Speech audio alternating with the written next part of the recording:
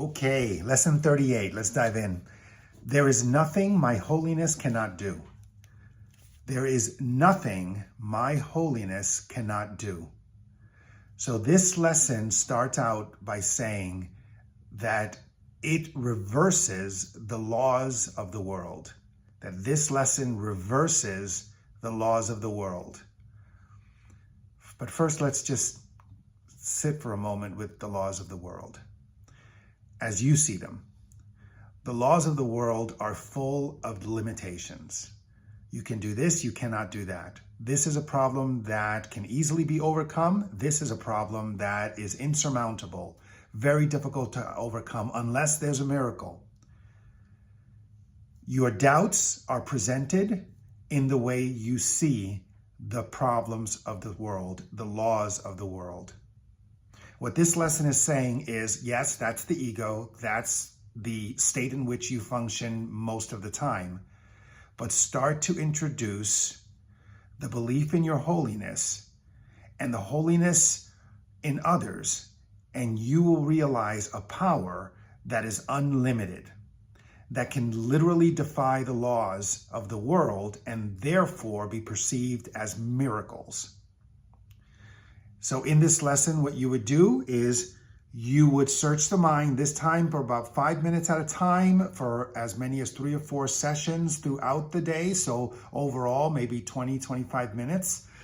In this situation involving, and then you would specify the situation to yourself, in which I see myself, there is nothing that my holiness cannot do. And if it's about a specific person and not yourself, then, or not a situation, you would say, in the situation involving Jane, in which Jane sees herself, there is nothing my holiness cannot do. I get it.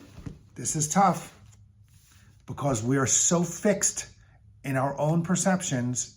We love our illusions. We love to believe that we have parameters, because if we break out of those parameters, if we break out of our own limitations, then we fear that we may fly too close to the sun, for example. There's a lot of fear around gaining greater responsibility, having others have greater expectations of ourselves. There's a lot of reasons why we doubt coming into our own power. The power is not ours. The power is of God. And that's where the holiness lies, because that is what you are. You are made in the image of God. So if you realize that in this world you're functioning through the eyes of the ego, but there is a world in which you can function by seeing through the eyes of God, then it is easier to accept that there is nothing that your holiness cannot do. Again, just an introduction, just a way of being able to open up to that possibility. So just search the mind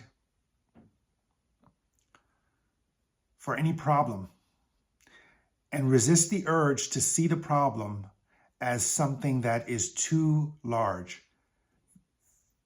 The Course states that there is no order in difficulty, no order of difficulty in problems or miracles. That the order that we give, that this one is too difficult, this one is easy to solve, is created by our own ego. So this is a premise that you accept. And as you accept it, you open up. You open up to true vision. So that is lesson 38. There is nothing my holiness cannot do. Thank you.